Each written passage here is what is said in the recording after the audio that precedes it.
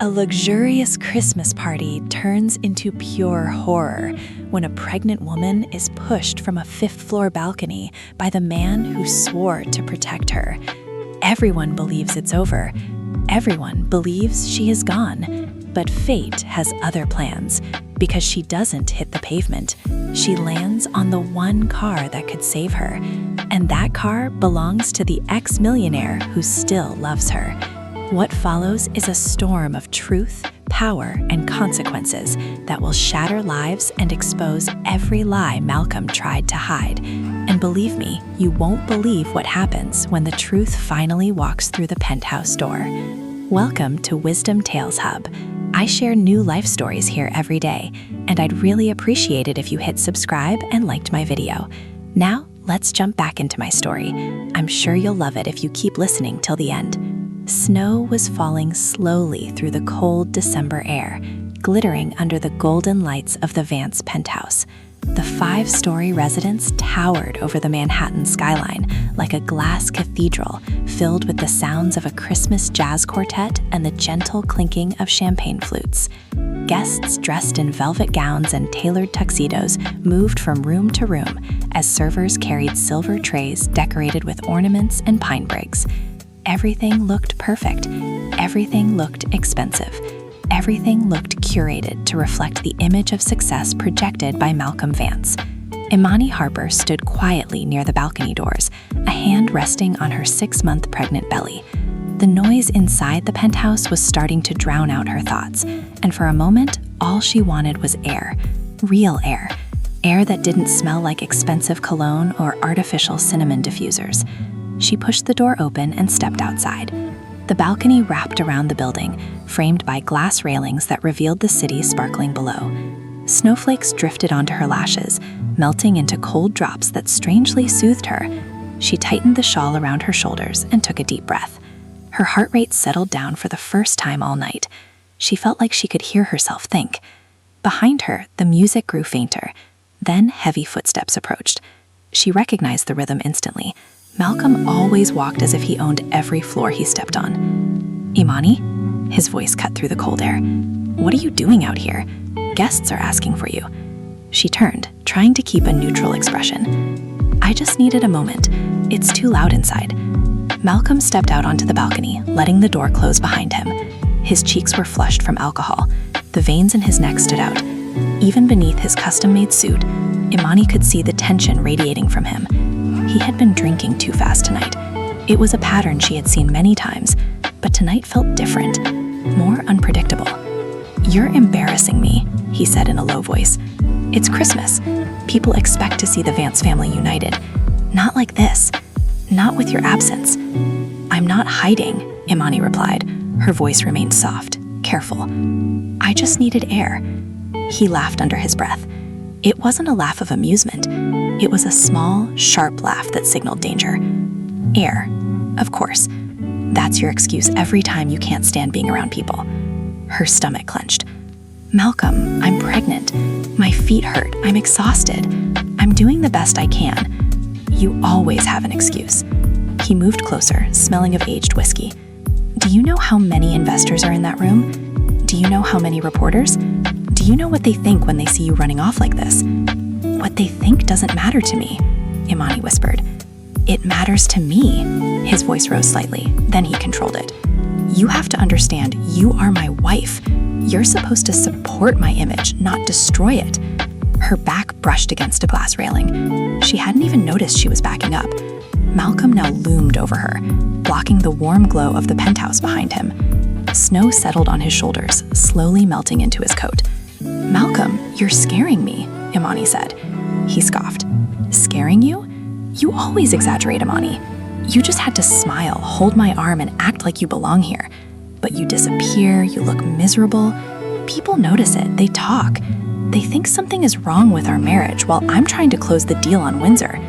Imani's pulse quickened. "I'm not trying to ruin anything."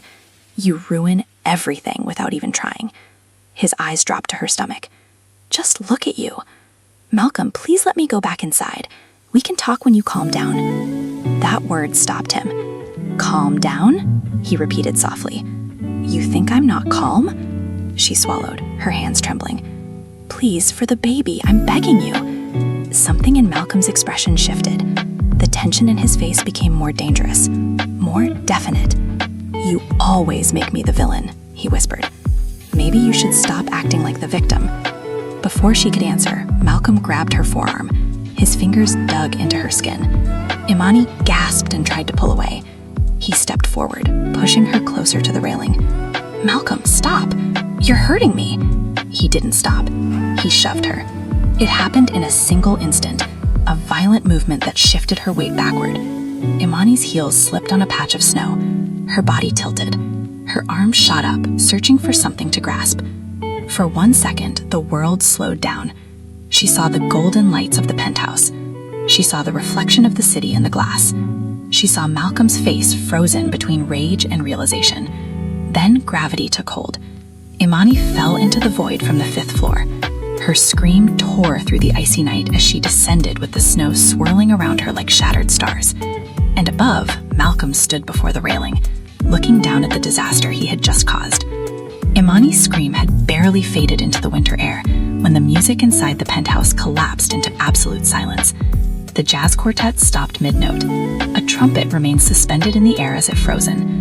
The guests looked around, confused at first. Then someone near the balcony let out a scream so loud that half the room turned toward her. "Oh my God, she fell!" The words cut through the glittering atmosphere like broken glass. Champagne flutes slipped from fingers. A crystal glass hit the marble floor and shattered into dozens of shining fragments. The sound echoed through the room, triggering a wave of panic. Conversation stopped.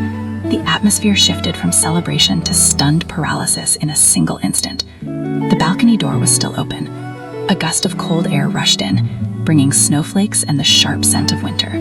Tanisha Boyd, who was closest to the entrance, clung to her sequined purse. Her painted lips were parted in an expression of feigned shock, but a different kind of flash appeared in her eyes. Something darker, something akin to satisfaction. It was hidden so carefully that only a very attentive observer would have noticed.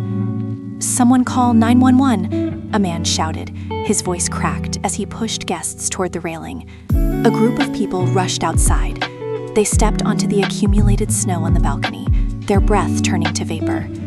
When they looked down, some immediately recoiled and covered their mouths. Others leaned over, trying to comprehend what they were seeing on the icy street below. "She's alive," a woman whispered, trembling. "I heard something. Something hit a car," another replied in a low voice. Phones were raised instinctively, screens lighting up as guests zoomed in on the scene. Some switched to video mode, others activated the flash. Several people typed emergency messages to 911 with trembling hands full of adrenaline. Inside the penthouse, the atmosphere grew heavier. Voices rose in uneasy waves. Some guests cried, others murmured prayers.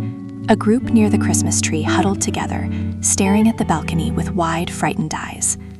In the center of the room, Malcolm re-entered with his jaw clenched. Snow clung to his shoulders. His expression wavered between shock and panic, though he tried to transform it into something colder, more controlled, more calculated. He ran a hand through his hair and inhaled deeply, as if trying to compose himself before anyone noticed the tremor in his fingers. "What happened out there?" a man asked him. Malcolm shook his head abruptly. "She fell. She slipped on the snow." His voice was firm, too firm. He spoke as if he needed to convince himself more than the others. "Imani has been unstable lately," he continued. "You all saw how stressed she was. You know she's been struggling a lot. She must have lost her balance." Several guests exchanged glances. Some didn't believe him. Others were too stunned to think. A few were too afraid to say anything. A few cautiously nodded, desperately clinging to an explanation that made sense of the chaos. Tanisha approached Malcolm and gently placed a hand on his arm. Her tone was soft, dripping with drama. "Malcolm, this is terrible. I'm so sorry. We all saw how emotional she was tonight. Maybe she just needed help. Maybe she needed rest." Her performance convinced several guests.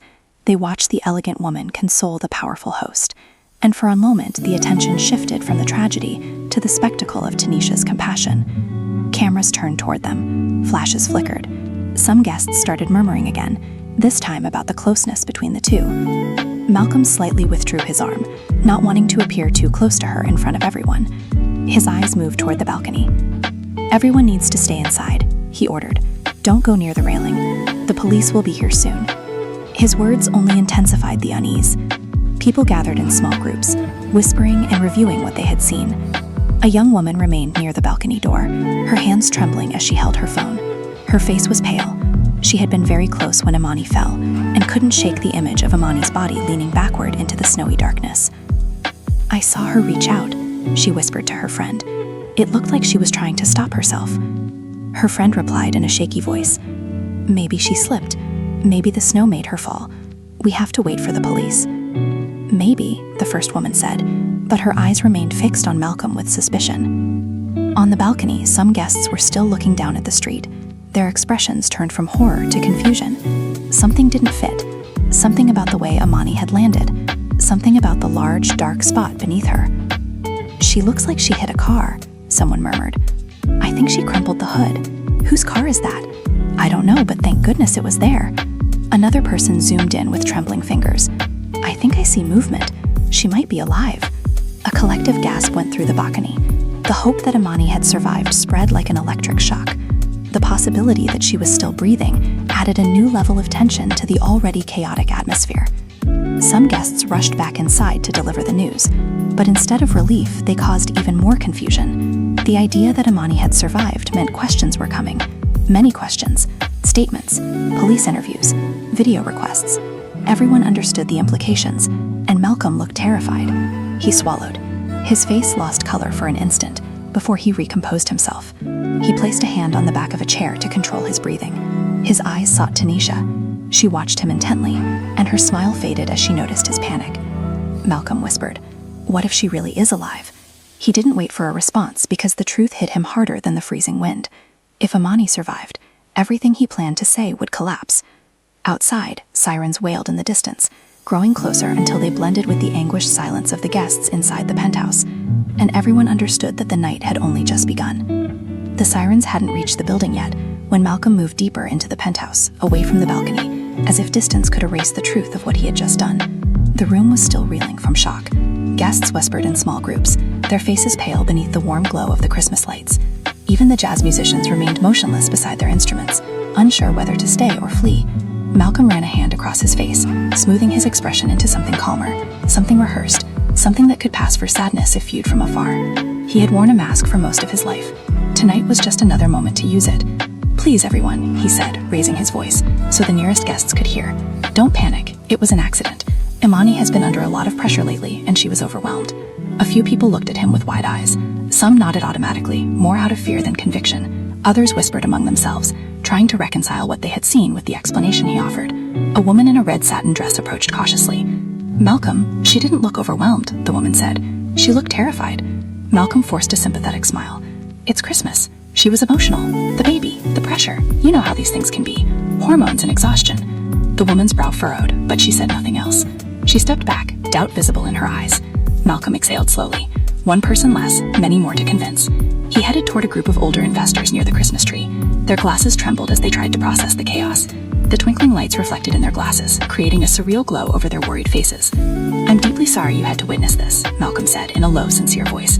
"Imani hasn't been well for months. Stress, anxiety. She's had difficulties throughout the pregnancy." One of the investors frowned. Difficulties of what kind? Malcolm hesitated for just a second, enough for his lie to sound real. Emotional changes, fainting spells. She even told me she felt like she might fall earlier tonight. I should have kept a closer eye on her. The investors exchanged glances. None of them fully believed him, but none dared to challenge him. He was still the host, the man who signed their contracts, the millionaire who ran projects they depended on. Tanisha appeared by his side and rested a light hand on his arm. The gesture was small, but her presence sent ripples through the room. People always noticed her. "Malcolm," she whispered softly, loud enough for those nearby to hear. "I know this is devastating for you. You tried so hard tonight. You really did." Her voice trembled with a perfectly calculated tone of compassion. Her eyes shimmered as if they were about to fill with tears. It was an act, but a very convincing one. Some guests nodded sympathetically, believing they were watching a couple united in tragedy, when they were actually observing two accomplices. Malcolm tensed. He didn't want to appear too close to Tanisha right now, but he knew her performance helped reinforce the story he needed to sell. "We must wait for the police," he told her in a low voice, "and remain calm." "Of course," she replied with a slight nod. "Whatever you need." On the other side of the room, the young woman who had been near the balcony wiped tears from her eyes. Her friend held her by the shoulders. "I swear she reached out," the young woman said, her voice trembling. "She didn't jump, she didn't slip. She reached out like she was trying to stop herself." Her friend looked around nervously. "Don't say that too loud, Malcolm is listening." "I don't care if he hears me," the young woman whispered fiercely. "Something was wrong. I saw her face just before she fell." Malcolm heard her. Despite the distance, her words pierced him like a shot. Panic tightened his jaw. He needed to regain control. He needed to shape the narrative before more questions arose. He approached them with a composed expression. "Are you two okay?" he asked gently. The young woman stiffened. "I saw her reach out." Malcolm nodded as if comforting a distressed child. "Of course, she reached out. Anyone would if they slipped. Imani got too close to the railing. The snow on the balcony made it dangerous. I asked her to come inside. She didn't listen." "That's not what it looked like," the young woman responded. Her voice trembled, but her eyes remained steady. Malcolm leaned in a little closer. "You're shocked. We all are. No one is thinking clearly right now." He placed a hand on her shoulder, a gesture meant to be reassuring, but firm enough to remind her of his power. The young woman held her breath. Her friend gently pulled her back. Malcolm straightened up and quickly turned, signaling to his head of security with a slight nod. "Check the cameras," he ordered in a low voice. "Delete everything from the balcony and the hallway." Now the guard hesitated. "Sir, the police might want to," Malcolm growled. "Before they arrive, we can't let this turn into a scandal." The guard reluctantly nodded and hurried toward the security office. Near the fireplace, guests murmured uneasily. "He wants to delete the cameras. We should say something." "Are you crazy? He could ruin any of us." Fear spread through the room like smoke. Everyone understood what Malcolm was trying to do, but no one dared to oppose him. Not yet. Tanisha watched him from across the room. For the first time that night, her eyes showed worry. Not for Imani, nor for the baby, but for herself. She could see the desperation in Malcolm's movements, the intensity, the cracks in his control. "Malcolm," she said, approaching him again, "people are starting to question your story. Maybe we should think this through better." He glared at her. "Let me handle it." She pressed her lips together before replying calmly. "I'm just saying, if she survived." "Don't say that," Malcolm spat. "She is not alive." But his certainty vanished for a moment, replaced by pure terror. The sirens blared louder. Red and blue lights flickered against the glass walls. The penthouse became a stage, and everyone in it waited for the curtain to rise. Malcolm inhaled deeply and put his mask back on. He had rewritten the story. Now he needed everyone to believe it. But outside on the street, the truth was already taking shape, and it was much stronger than the lies he was trying to construct within his glittering, sinking world. Tanisha had always loved attention. She lived for the way eyes followed her when she entered a room, for the whispers that swirled around her, for the envy that bloomed like dark flowers in the expressions of other women. Tonight, despite the chaos, she felt that familiar thrill return. The tragedy had shaken the penthouse, but it had also created an opportunity for her. A space where she could step forward as the woman beside Malcolm, the woman he trusted in a time of crisis, the woman who would soon replace Imani completely. She smoothed her silver dress and breathed slowly, preparing her posture like an actress about to walk on stage. Snowflakes drifted in through the open balcony door, cooling the air and giving the room a slight shimmer. Guests clustered together with concern. No one noticed Tanisha at first. She planned to change that. Her heels resonated on the marble as she advanced toward the center of the room. A few people looked up. She offered a small, sympathetic smile, a smile that suggested she was suffering too, a smile that hinted she was part of an intimate pain that only Malcolm understood. Her performance was delicate, controlled. She walked the thin line between sorrow and discreet superiority. "Is everyone all right?" Tanisha asked in a soft voice. "It's been a terrible night. Malcolm is heartbroken." One of the men cleared his throat. "This is all very shocking." "Yes," she replied, letting her voice tremble slightly. "Imani wasn't well. Malcolm tried so hard to help her. He always put her needs first." The men exchanged glances. Her words planted seeds, small seeds of a narrative, seeds that Malcolm desperately needed to grow in the guests' minds. Tanisha tucked a strand of hair behind her ear. "He feels responsible, even though it wasn't his fault. I keep telling him he couldn't have foreseen something like this." She paused briefly for the idea to sink in. Then she smiled politely and added, "He's not alone." Several eyebrows rose. Whispers began. Exactly what she wanted. She then opened her purse and pulled out her phone. She tilted it slightly so the screen caught the light. On it was a photo of her and Malcolm, very close, his hand on her waist, their faces near, smiling with an intimate nuance. She didn't directly show the photo. She just left it visible long enough for a woman next to her to notice. The woman's eyes widened. "You and Malcolm are?" Tanisha offered a modest smile. "It's not official. Not yet." "Not yet," the woman repeated, surprised. "There were plans," Tanisha whispered. Malcolm wanted to wait for the right moment. Imani had been having problems with her mental health. He didn't want to overwhelm her. The lie tasted sweet. On the other side of the room, Malcolm was arguing with the head of security, but Tanisha wasn't worried. She believed she was helping him. She believed her presence and her story were strengthening him in front of everyone. She believed she was the steady hand he needed.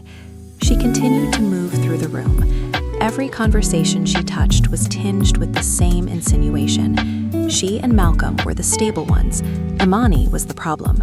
Tonight was the tragic culmination of Imani's emotional instability. A middle-aged couple approached cautiously. "Tanisha," the woman asked, "is it true that you and Malcolm have been together for a while? People are whispering." Tanisha looked down with a soft sigh. She allowed her expression to become vulnerable. "We never wanted it to happen this way. Malcolm tried to keep everything as respectful as possible for Imani, but sometimes life is complicated. You think you'll never find true love again, and then suddenly, the woman touched her arm. "So you love him?"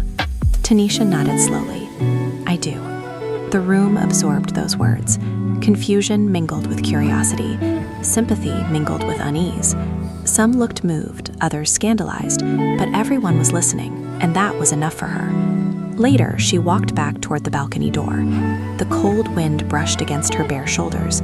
Snowflakes glittered in the light, making the scene seem almost magical, as if tragedy and glamour were trying to coexist. A young couple near the railing overheard Tanisha speaking softly to another woman. "The truth," she said, lowering her voice even further, "is that Malcolm told me he planned to file for separation after Christmas. He wanted to give Imani a gentle transition. She wasn't in a good place, and he didn't want to pressure her while she was pregnant." The young guests exchanged incredulous looks. "And the ring he gave me," Tanisha added softly. "He told me not to wear it until after the holidays." She touched her finger as if an engagement ring rested there. More whispers, more murmurs. Eyes followed her every move. But beneath the surface of her radiant confidence, a thread of fear ran down her spine. The police were close. Imani might survive. The truth could rise faster than the lie she was carefully weaving. For now, however, she still commanded the room. She had molded the story into something she could control. She had presented herself as Malcolm's future, his support, his stable companion in the middle of a crisis. But she didn't yet understand that everything she had just said would soon return to destroy her. The truth was climbing the building stairs. The truth was alive. The truth was coming for her, and the truth would not be kind. The sound of the siren grew louder, echoing against the tall buildings outside. Blue and red lights flickered through the penthouse's glass walls, stained the marble floors and the anxious clusters of guests. A cold wave of dread swept through the room as everyone understood that the night had crossed a line that could never be erased. A woman had fallen 5 stories, a pregnant woman, and the police were minutes away from arrival. Malcolm felt the weight of every second pressing against him. His heart pounded hard in his chest. His palms were cold with sweat. He needed control. He needed silence. He needed the story to make sense before anyone else shaped it. First, he moved to the center of the room and clapped once forcefully. The sound cut the air like a warning shot. "Listen to me," he said with a voice that was low but commanding. "Everyone needs to remain calm and stay inside. The police will have questions, and we need to be on the same page." Some guests frowned, others remained motionless. "On the same page about what?" a man asked. Malcolm offered a strange smile. "About the truth." Imani slipped. There was snow on the balcony. "You all saw how overwhelmed she was tonight." A murmur went through the room. Some nodded cautiously, grasping for a simple explanation. Others hesitated. A few exchanged looks loaded with suspicion. Malcolm's eyes sharpened at those expressions. He approached the man who had questioned him. "If you spread a story that contradicts the truth, I will hold you accountable for slander. Understood?" The man swallowed. "I didn't mean anything. I just thought—" "You don't think." Malcolm interrupted him. "That's why I'm telling you now." The room tensed. Fear spread like smoke. Tanisha stood behind Malcolm, her face carefully molded into a mask of concern. Her eyes darted nervously among the guests. She could feel the shift in the atmosphere, the growing distrust. Malcolm felt it too, and it made him reckless. He raised his voice again. "Every person in this penthouse is a witness to tonight. and everyone has a reputation to protect. If a false narrative is spread, if someone insinuates there was negligence or anything more, your names will be linked to it. I will personally make sure of that. The threat hung heavy over the room. A woman near the bar whispered, "He's threatening everyone." Her husband grabbed her wrist and murmured, "Not now, don't draw attention." Malcolm heard the whisper, his jaw tightened. This is not a threat, it's common sense. There are cameras in the lobby. This will be a media spectacle. If you want your faces on the news for lying about a tragic accident, go ahead. But if you respect yourselves, keep silent and wait for the facts. He pronounced the word facts with calculated emphasis, as if his version was the only possible truth. The head of security approached urgently. "Sir, the police are at the main entrance." "Don't let them out," Malcolm ordered. "Tell them I'll go down to speak with them." The guard hesitated. "They said it's urgent. She might still be alive." The room reacted instantly. A few people brought their hands to their mouths. Tanisha held onto the back of a chair.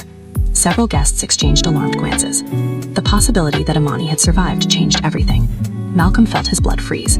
"She's alive," the guard repeated softly. "They are trying to stabilize her."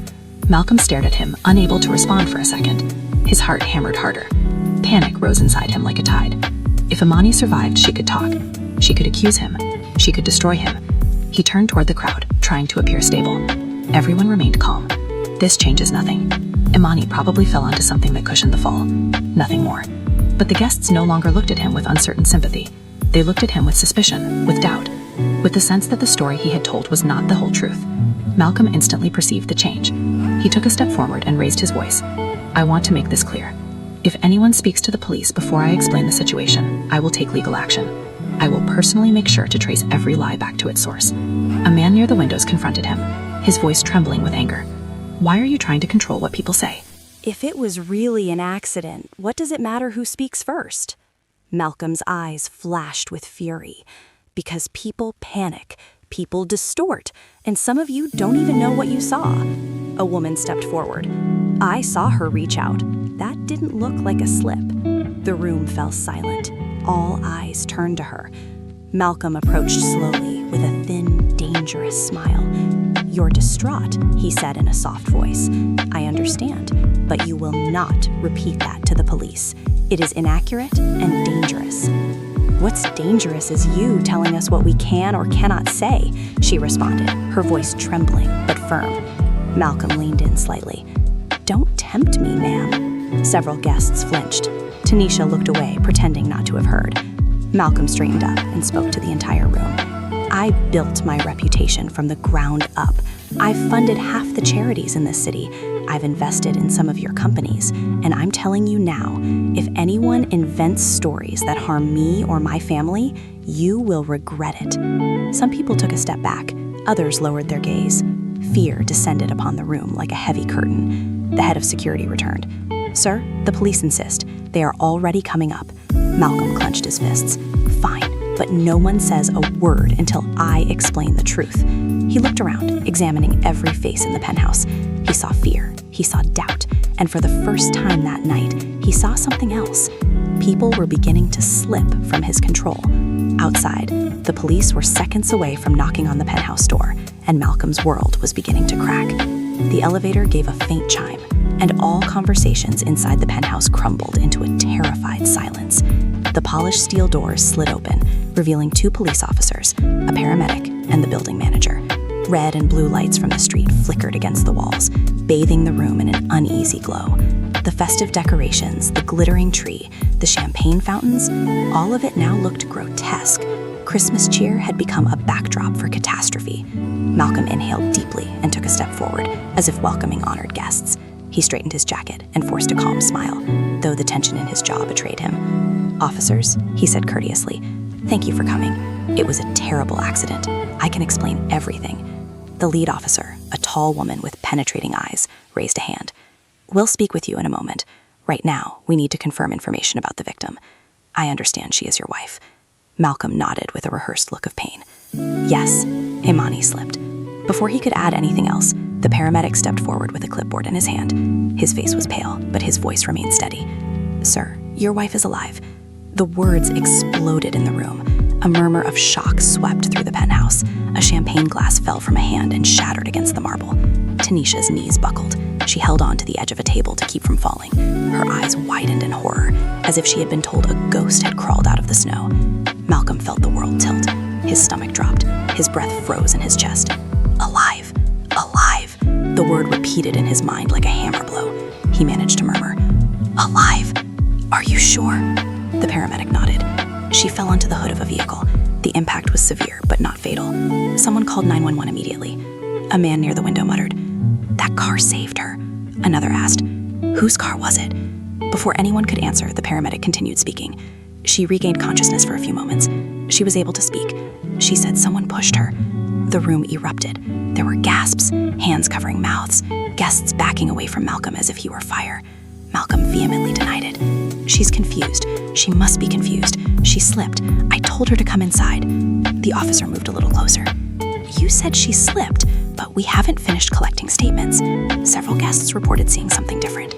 Malcolm's face tensed. "What guests? What did they see?" The officer's eyes swept out in a crowd behind him. Some people lowered their gaze. Others watched him with open fear. A few looked ready to speak. Tanisha tried to regain control. She walked toward Malcolm, gently taking his arm, and spoke in a soft voice full of false sadness. "Imani was very emotional. You have to understand. She's been suffering. Malcolm did everything he could to help her." A woman near the balcony responded forcefully. "Stop lying. You were bragging 10 minutes ago that you were seeing him." The room froze. Tanisha's cheeks flushed. She immediately turned, and her mask of false sorrow cracked. "That's not true. I never said that." "Yes, you did," another guest replied. "We all heard you. You showed pictures of you and Malcolm. You said you had plans. You said he was going to file for separation." Tanisha's hands trembled. She took a step back. Her performance collapsed. The officers observed every detail. Malcolm's fury erupted. "Everyone calm down.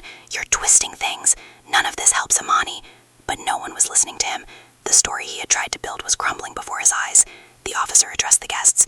"Anyone who saw or heard anything relevant, we will speak with you privately." Malcolm shouted.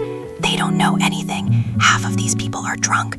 The officer stared him down. "You are attempting to influence witnesses." The air was tight. The atmosphere closed like a rope around everyone's neck. Malcolm quickly denied it. "No, I'm trying to protect my wife." "That is our job," the officer replied. He opened his mouth to speak, but the building manager stepped forward with his phone raised. "Officer, the security system saved a backup copy of the lobby and exterior cameras. Someone tried to delete the balcony video, but they weren't successful. It's still recoverable." Malcolm froze, every muscle in his body petrified. The gasps in horror. Tanisha covered her mouth. The officer looked back at Malcolm. "Who ordered the video to be deleted?" Malcolm looked at the crowd, then at Tanisha, then at the officer. He said nothing. Silence fell over the room like a layer of frost. The paramedic continued speaking, unaware of the emotional chaos he had unleashed. "Your wife is being transported to Mercy General. She asked for someone named Quentin." The room erupted. "What? Who is Quentin?" She meant Quentin Rhodes, the former tech billionaire. All eyes fixed on Malcolm. The blood drained from his face. The officer raised her eyebrows. "Quentin Rhodes is involved in this." Malcolm's lips moved, searching for words, but shock stole his voice. The manager added quietly, "The car she fell on is registered in his name." The room erupted again. Guests murmured, gasped, and backed away from Malcolm as if the truth were radioactive. Tanisha denied it desperately. No, this isn't possible. Why would she call him? Why would she say his name?" A guest muttered, "Maybe he was the one who really loved her." The officer firmly raised her hand, ending the chaos. "We need to speak with everyone." No one is allowed to leave the penthouse. Malcolm felt the floor tilt beneath his feet. His lies, his threats, his image, his control, everything he had tried to hold on to was dissolving like melting snow between his fingers. And somewhere in the city, Imani was alive, talking, asking for her ex-billionaire. The humiliation was just beginning. The ambulance glowed with bright fluorescent lights that flickered every time the wheels hit a bump in the snowy road. The siren outside wailed in the night, echoing against the dark buildings and deserted sidewalks. Inside, Imani lay strapped to the gurney, her body bruised and trembling, but alive. Her breaths came in small waves, her eyelids fluttered with every twinge of pain. A paramedic stood beside her, checking her vital signs with calm efficiency. The constant beeping of the monitor filled the cramped space. Another paramedic pressed a gauze pad against a cut on her forehead, speaking softly to keep her conscious. "Stay with us, Imani. You're doing great. Your baby is strong. Just focus on breathing." Imani tried to respond, but her voice broke into silence. Her throat was burning. Her chest was tight. The memory of the fall replayed over and over in her mind. freezing air against her face, the world spinning, the sound of her own scream tearing the night, and above all, the last image she saw before everything went black. Malcolm, standing at the railing, his face twisted in anger, his hand still extended. He pushed me. The certainty struck her again, raw and overwhelming. Her vision blurred with tears. "Imani," the paramedic said, leaning over her. "Can you hear me? Squeeze my hand if you can." She lifted her fingers with effort. The paramedic nodded. "Good. You're safe now. We'll be at the hospital soon." Safe. The word felt alien, fragile, hard to believe. She swallowed painfully, forcing her voice out. "My baby. Is my baby all right?" The paramedic smiled reassuringly. "The heartbeat is strong. We are monitoring everything. Just keep breathing." Imani exhaled, trembling. Relief enveloped her gently, like a candle fighting an air current. She closed her eyes for a moment, letting the sound of her baby's heart anger her. It was the only stable thing in her shattered world. Suddenly, the ambulance door burst open, and a gust of icy wind rushed in. Heavy boots climbed the ramp. Imani's eyes snapped open to see a familiar figure leaning over her. Quentin Rhodes wore a DAC overcoat with snow accumulated on his shoulders. His breath was visible in the cold air. His eyes were filled with panic, with fear, and with something deeper, something protective, something that had never entirely left her, no matter how many years had passed. "Imani," he said, his voice heavy with emotion. "I'm here." Imani's lips parted. Her eyes filled again. "Quentin." He stepped in fully and knelt beside her, taking her trembling hand in his. His touch was warm and firm, a total contrast to the frozen terror that still engulfed her. "What happened?" he asked, his voice shaking. "Who did this to you?" Imani swallowed. Her throat hurt. Her words came out weak but clear. "Malcolm pushed me." Quentin froze, his jaw clenched. A storm ignited behind his eyes. He closed his hand around hers gently, so as not to hurt her, but firmly enough to promise he wouldn't let go. "You're safe now," he said in a low voice. "I won't let him near you again." The ambulance took a sharp turn. Quentin embraced himself with one hand against the wall, while keeping the other intertwined with hers. His presence filled the space, strong and constant. Imani felt something she hadn't felt in months, something she thought was lost. Hope. Tears slid down her temples as she whispered, "He wanted us gone. He wanted us both gone." Quentin leaned closer. "He won't get away with it. I promise you." His voice held no rage this time. It held certainty, determination, a promise born of something deeper than anger. The paramedic looked at Quentin without saying anything. He recognized the intensity in his expression. He had seen it in people determined not to let a loved one slip away. Quentin gently brushed a lock of hair from Imani's face. "You're strong. You survived a fall. No one survives. You and the baby are fighters." Imani let out a shaky sob. "I thought I was going to die." "I know," he whispered, "but you're alive, and now everything changes." The ambulance hit another bump. Imani groaned in pain. Quentin squeezed her hand gently. "I won't leave you. I'll be with you until the end." Minutes later, the ambulance slowed as it reached the emergency entrance of Mercy General Hospital. Floodlights illuminated the snowy pavement. Nurses rushed out with a gurney. The back doors opened again, letting in another gust of icy air. The paramedics guided the gurney out. Quentin followed closely, refusing to be separated. "She's conscious," one of the paramedics announced. "Severe bruising, possible rib injury, possible concussion. Pregnancy stable for now." Imani blinked at the bright hospital lights. Everything was blurry. Her vision came and went. She clung to Quentin's voice as he walked beside her. "You're going to be okay. I'm here." Inside the emergency room, doctors surrounded her. Machines beeped. Orders were barked. Her gurney passed between curtains and bright monitors. Quentin stayed by her side until a nurse stopped him. "Sir, we need space. You can wait outside." He nodded reluctantly, letting go of her hand only when absolutely necessary. "Imani, I'm right outside. I'm not leaving." When the curtain closed, Imani felt her strength fading, but she also felt something else stirring inside her. Something fierce, something born of survival. She had fallen from the 5th floor. She had hit a car. She had survived. Her baby had survived. The nightmare Malcolm started had failed to destroy her. For the first time in a long time, Imani felt a spark of resistance, a spark of fight. She whispered with trembling lips, "I'm not afraid anymore." Outside the curtain, Quentin stood firm, like a guardian, his eyes burning with determination. Malcolm had tried to end Amani's life, but now Amani had someone powerful on her side, and she had her voice back. The penthouse had never felt so suffocating. The warm glow of the crystal chandeliers no longer evoked a festive atmosphere. Now it cast long, distorted shadows on the marble floor, stretching over anxious faces and trembling hands. Guests remained motionless in small groups, whispering fragments of fear. They dared not speak aloud. The police had cordoned off the balcony and were preparing to interview witnesses. The building manager continued speaking quietly with the officers, gesturing toward the security room. And then the elevator chimed again. All heads turned. The doors slid open slowly, almost theatrically, as a tall figure stepped forward. The temperature seemed to drop several degrees. Conversation stopped mid-sentence. Breaths caught in throats. Quentin Rhodes walked into the penthouse. He wore a snow-dusted dark overcoat. His face hardened into a cold mask that revealed nothing except a deep, contained fury. His presence changed the balance of the room. People instinctively straightened up. Some moved aside. Others whispered his name in disbelief. "That's Quentin Rhodes, the billionaire! What is he doing here?" Malcolm, who was arguing with some people near the staircase, turned sharply upon hearing his name repeated throughout the room. When he saw Quentin, his eyes widened before he forced them to narrow in an attempt to maintain composure. "What are you doing here?" Malcolm demanded, trying to sound calm.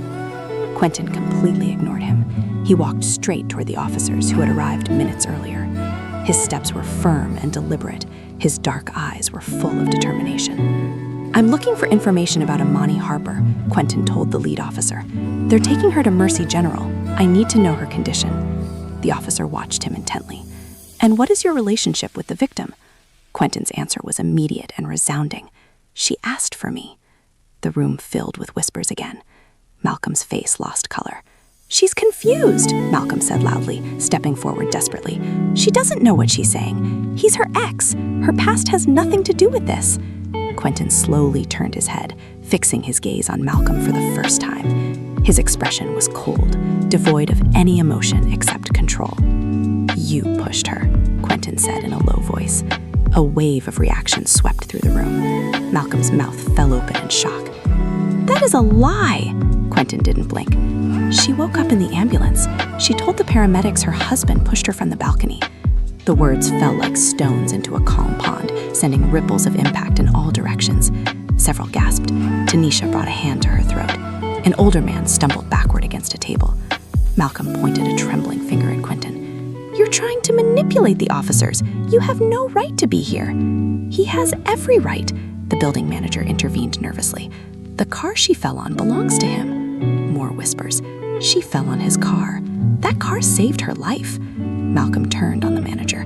"Why are you telling him that? You had no right!" Before he could start another argument, the officer raised a hand and silence returned. "Mr. Rhodes, we will confirm the victim's statement with the paramedics, but we need to know why you came here instead of going straight to the hospital." Quentin looked back at her. "Because the man who pushed her is in this room pretending to mourn her." Malcolm let out a bitter laugh. "Are you crazy?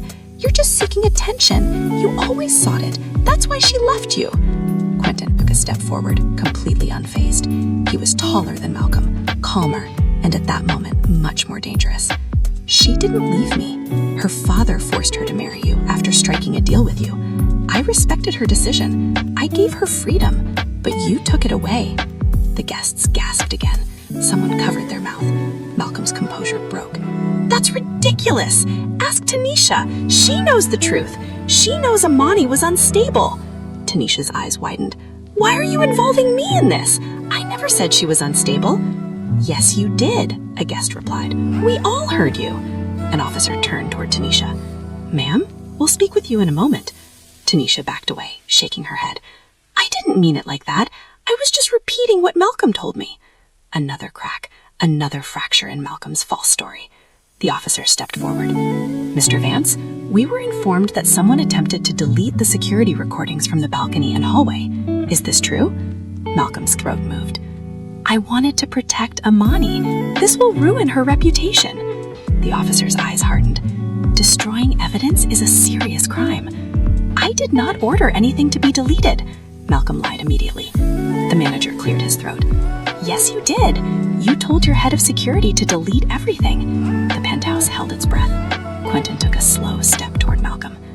You pushed her. You tried to delete the evidence. And now you want to blame the woman you nearly killed? Malcolm stumbled backward. His heel hit the leg of a chair. He staggered slightly before straightening up again. Panic flashed across his face. Slipped, he repeated weakly. There was snow. She slipped. The officer addressed the guests again. If anyone witnessed the fall or heard anything relevant, we will speak with you one by one. Voices erupted. I saw her reach out. She looked terrified. I saw Malcolm grab her arm. She told him to come inside, and then he shoved her. Malcolm watched the scene in horror as his story crumbled. His confidence, his threats, his web of lies. Everything was falling apart as witnesses found the courage to speak. Quentin took one last step toward him and lowered his voice so only Malcolm could hear. Your control ends tonight. Malcolm's breathing stopped. His eyes swept the room, searching for allies who no longer existed. The officer approached. Mr. Vance, you will have to come with us for questioning. You have the right to remain silent. Guests made way as Quentin watched Malcolm being escorted away, pale and trembling. In that moment, the balance of power shifted. Quentin had arrived. The truth had arrived, and the world Malcolm had built on lies was beginning to crumble piece by piece, thanks to a woman who survived. The police escorted Malcolm toward the elevator, while the entire penthouse watched in stunned silence. His confident stride was gone, his shoulders were slumped, his breathing was fast and irregular, and his hands trembled despite his attempts to hide it. The red and blue lights from the street illuminated his face, painting it with frantic colors that revealed the truth he had tried to bury since the moment Amani fell. He looked back once, hoping to see an ally among the crowd, but he only saw eyes filled with suspicion, disappointment, and fear. People he previously considered partners and admirers now turned away from him, avoiding his gaze. Someone whispered, I always knew there was something off about him. Another muttered, he's finished. The words hung in the air like smoke. Tanisha stood motionless near the bar, trembling so hard that her bracelet clinked against the glass she held. She looked at Malcolm with a mixture of shock and terror. Minutes earlier, she had envisioned a future with him, full of wealth, status, and influence. Now she only saw a man accused of a violent crime, a man whose world was collapsing so fast she could almost hear the seams ripping. When the elevator doors closed on Malcolm, the penthouse erupted into chaos. Officers spread through the room, organizing witnesses into lines for questioning. Phones vibrated. Guests whispered with frantic excitement. A reporter invited to cover the party discreetly sent messages to her editor. The scandal was already growing, racing out into the world faster than anyone could stop it. Downstairs, Malcolm was placed in the back of a patrol car. His breath fogged the windows as he looked out at the snowy streets. Police radios crackled with updates. The officer in the passenger seat spoke into the microphone. Suspect is in custody, transporting for interrogation. Suspect. The word echoed in Malcolm's mind. He had been called many things in his life: entrepreneur, millionaire, visionary, but never suspect, never criminal, never monster. And now every label that defined his life was dissolving like melting ice between his fingers. He clenched his jaw. I didn't push her, he murmured. She slipped. But the image of Amani reaching out returned to his mind. The shock in her eyes, the fear, and then the fall. The agent driving looked at him in the rearview mirror. You'll have a chance to tell your side, but if the security video shows what we believe it shows, you're in serious trouble. Trial. The word pierced Malcolm like a blade. Trial meant lawyers, reporters, jury selection, and more recordings. Trial meant everything he had built could be destroyed publicly.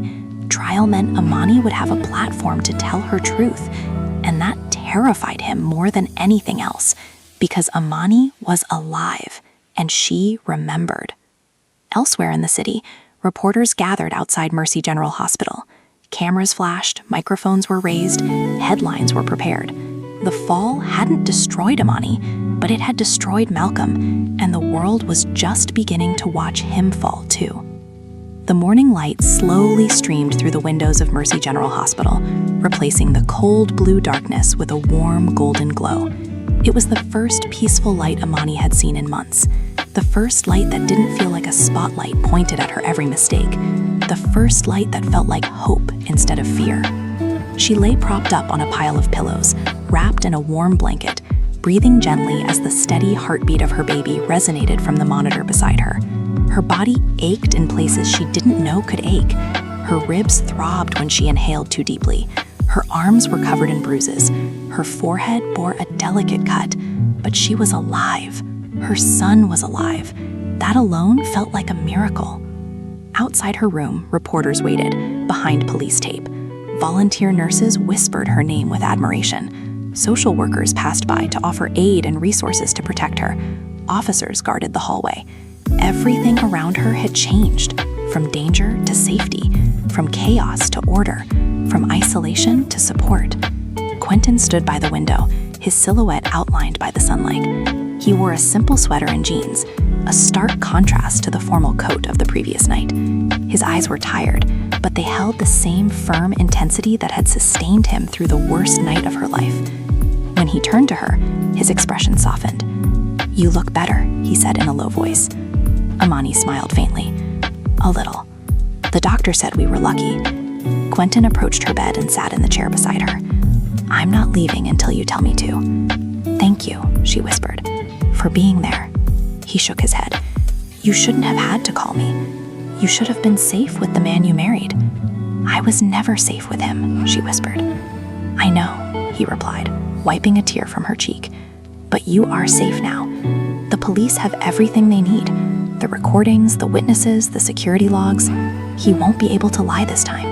She nodded slowly. "I know. I heard the officers a while ago. They said they're charging him with attempted murder." "That's right," Quentin confirmed. "And they're interrogating Tanisha, too. She knew more than she admitted. She'll have to face her own consequences." Amani exhaled deeply. The weight she had carried for so long began to slide off her piece by piece. For the first time, she could imagine a life without Malcolm's voice in her ear, without his anger, without his control, without the constant fear of disappointing or provoking him. A nurse entered with a warm smile. "Good morning, Amani. Your vitals are strong. Your baby is stable." "Thank you." Amani felt grateful. The nurse left the room. Home. The word hung in her mind. But the penthouse was not a home. Life with Malcolm was not a home.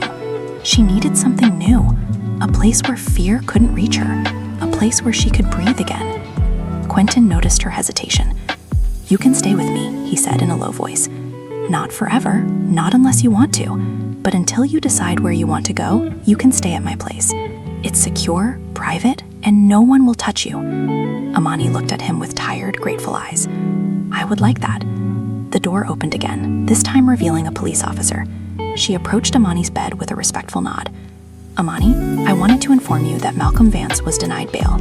He will remain in custody as we proceed with the charges. We will coordinate protective measures with you. You won't have to face this alone." Amani let out a sigh. She didn't know she was holding. "Thank you. We also recommend a restraining order, although in this case, it's just a formality. He won't be near you ever again." The officer softened her tone. "You are very strong. What happened to you was not your fault." Amani nodded as emotion swelled in her chest. "Thank you for saying that." The officer left and closed the door. Amani brought a hand to her belly, feeling the movement of her baby. "I want a quiet life for this baby," she whispered. "A life without fear, without chaos, without Malcolm." Quentin smiled softly. "You'll have it, I promise." The room was enveloped in a comforting silence as the sunlight warmed the white sheets. Amani felt a calm she hadn't felt in years. She was no longer the woman who walked into a penthouse with a fake smile and trembling hands. She was no longer the wife trying to fix a man who only wanted to break her. She was no longer the woman pleading to be heard on a balcony. She was a survivor, stronger than she ever imagined. And now she held her future in her hands. Hours later, when she was discharged, Quentin pushed her in a wheelchair through the lobby. Reporters tried to rush toward her, but officers kept him at bay. Cameras flashed, but Amani kept her gaze forward. She wouldn't hide anymore, but she also wouldn't let their noise destroy her peace. Outside, the snow was falling gently. The world seemed clean and new. Amani inhaled the cold air and felt the promise of a different life settling in her heart. As Quentin guided her toward his car, she whispered, "This is the beginning, isn't it?" He looked at her with warmth and certainty. "Yes, this is your beginning." She took his hand, stepped into her new life, and for the first time in a long time, Amani felt free. I'm really glad you're here and that I could share my story with you. If you liked it, show me by liking the video and subscribing to my channel. Let's see how many of us there are. Write in the comments which city you're watching from and what time it is. I'm so curious to know where all you wonderful people are tuning in from. If you want to support me a little extra, you can also send a small donation. I share new life stories for you every single day. And now 2 of my most popular stories will pop up on the screen, so you can choose what to watch next.